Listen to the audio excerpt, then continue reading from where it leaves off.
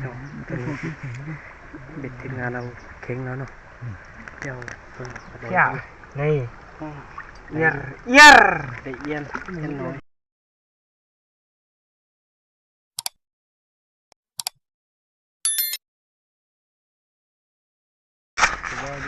สบายดีพี่น้องหมดสุขสุขคนเนาะ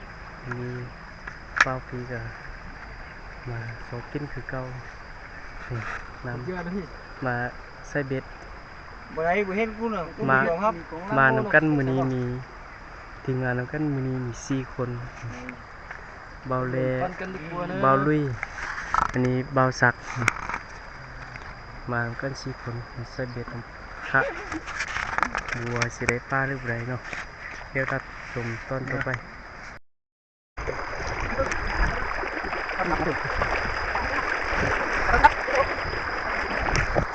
นี่เองต้นนี้เขาเบ็ดเขาหมดแล้วเนาะเบ็ดเขาหมดแล้วเขามานั่งพักผ่อนอยู่เที่ยงนินทาเขาเจ้าเพราะว่าเบ็ดเขาเจ้าอย่างเขาเจ้าใส่ไปต่ออีกผู้ที่เบ็ดเขาหมดเรามานั่งเสมออยู่เที่ยงนินทาเขาเจ้าหน่อยนึงเดี๋ยวเขาเจ้ามาแล้วก็นั่งพักนิดนึงก็สิได้ไปย่ามเบ็ดขึ้นอีกเพราะว่าแช่ปลาไว้ด้นกับเดี๋ยวเหยื่อมันสิหมดนั่งเสมอปีนึงบ้านชั่วโมงนึงแล้วเดี๋ยวขึ้นไปย่ามอีก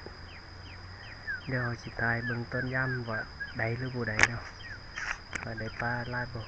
เดี๋ยวสิตายเบื้องต้นต่อไปเดี๋ยวนี้เราก็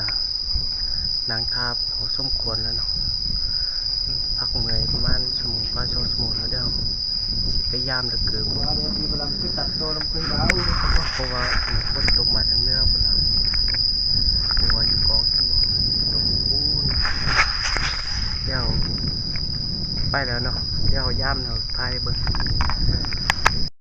โอ้ยฝนตกแล้วพี่น้องฝนตกหมดฝุ่นแล้วแรงนี่โอ้เปียกหมดแล้วหำฝนน้ำเบ็ดแล้วมาได้แล้วป้านั่นโอ้ตกแล้วไม่มีแล้วยังทันมือเสร็จแล้วเขาย่ามตีมาสิได้โดยพี่น้องตอนนี้เบ็ดทีมงานเราเข่งแล้วเนาะเดี๋ยวเพิ่งเที่ยวนี่เอียร์ได้เอียนน้อยทีมชายคุยว่าตอนนี้ทีมงานเรากลับแล้วเนาะพอฝนตก